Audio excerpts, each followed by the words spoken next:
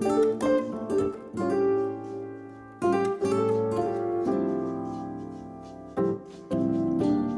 everyone, welcome back to another video. So today's video is very different from any of my other videos.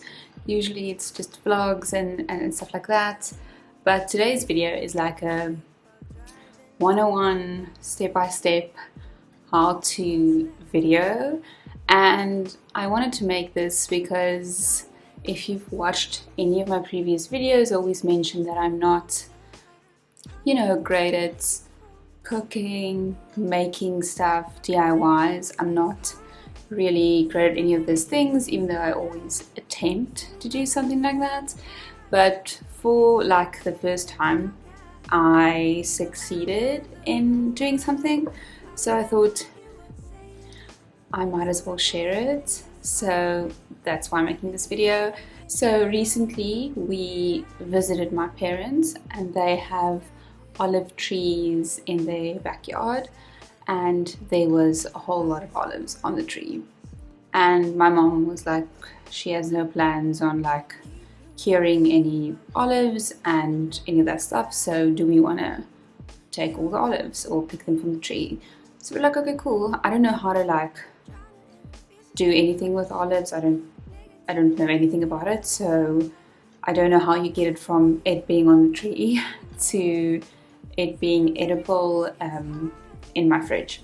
So anyway, took a little bag and took some olives off the tree, and when we got back here I had to like Google recipes and stuff because I don't know anything. So anyway, point is, we started the process of curing the olives in like water, salt, brine, those kind of things for quite a few weeks, and we're finally done with the process and it's in their jars. And I thought we could just run through the steps of how we did it, because I don't know, like we love olives on pizza, in salads, on like a cheese board. I just eat olives like that out of the like little containers, so having olives in the fridge or in the cupboard or whatever is always so handy for us. So being able to do it ourselves is quite nice, and olives can be expensive, so being able to get it for free was kind of nice.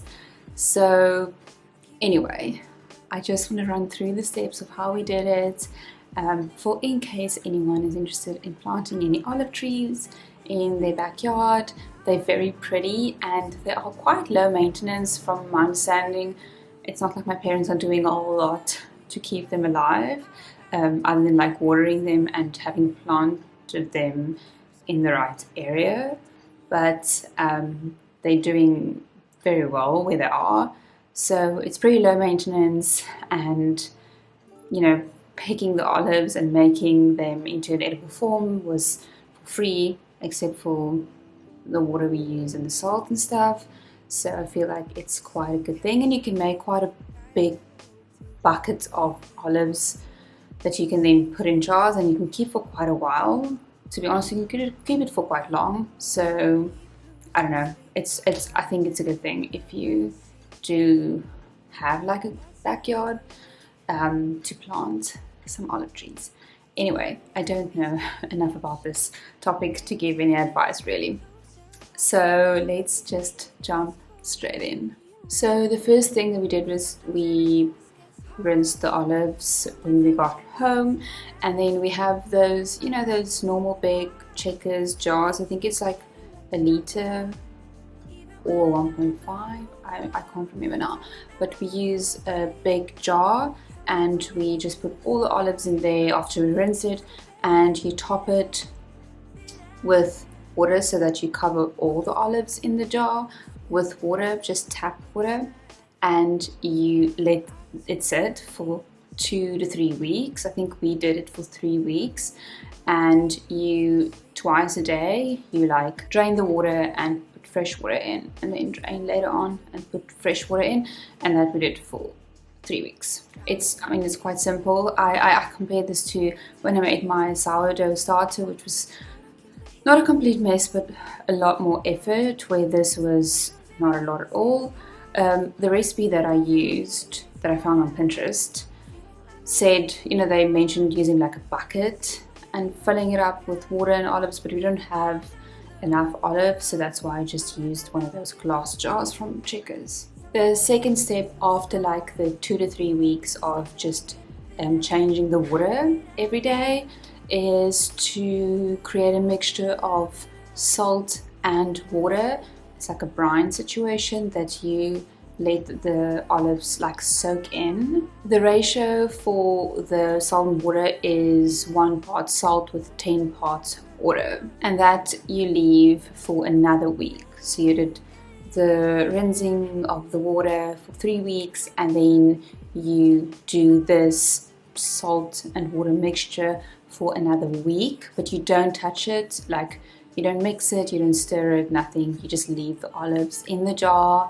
And I also didn't close the lid. The lid was always open. After this week, you rinse the olives like thoroughly, and then I placed it back into the jar and I filled it with brown vinegar. The olives are supposed to lie and like chill in the vinegar for about 24 hours, which we did. And after that, you pour off the vinegar and then you spread out the olives on like a, I don't know, a sheet, whatever you have. So you spread it out, you don't cover it, and you let it like dry completely. So I did it for 24 hours, I think, but you can do shorter. It doesn't matter as long as it like dries completely. And then the final step, which is to take the olives, put it in a sterilized, clean, warm jar. So we took the same jar, washed it, and then we warmed up the jar with some hot water, and then we put the olives back into it, and then you add again the brine, which is the 1 part salt to 10 parts water, as well as we added some of the brown vinegar in that mixture as well. And then we kind of filled up the olives like completely to the top of the jar, and that's basically it. It is that easy. It took what, like 4.5 weeks or whatever to like completely do the whole process, but you do so little and the olives kind of do its own thing in the jar that it's not like at all an effort, like really. And yes, you get to have nice olives at the end of the day. So this is what it looks like. I have 2 of these wick jars, and as you can see, it's like that. It's filled kind of to the top with the olives and like the brine mixture, which is the vinegar with the salt and the water, and it's completely closed. And then yeah, so we have 2 of these, and we did taste it, because you can like taste it, and you can taste it like halfway through, and if it's way too like bitter and stuff, you can keep it for longer in the water and only start with the salt process like maybe a week later or so. And we tasted this, and I think it's like 99.9% there. It's very close to store-bought olives in my opinion. It's soft, it's nice. So we have it in the jars, and we'll let it like chill in the brine for a little bit before we actually open it and like eat it, but we tasted it and it's pretty good. So yeah, that's like this very simple process of how we cured our olives. And I did, you know, find various recipes, and people do it very differently. I mean, I think the basics stay the same, but people add like certain spices and like herbs and stuff into the brine mixture. Whatever your vibe is, you can add kind of like rosemary, whatever like sticks into your jar once you're done with everything. So you can spice it up and create like different flavors and stuff, whatever you want. We kept it plain and simple just because I don't know what I like, so we thought we're gonna just do like plain and simple, and maybe next time when we get olives again, we will be able to like try something different.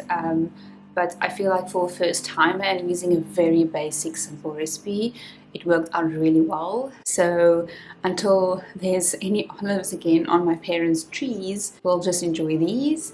And yeah, so I mean, if ever you come across some free olives and you want to do this, then I hope that this like quick step-by-step recipe will be helpful to you. Anyway, thank you so much for watching, and I will see you in next week's video. Bye.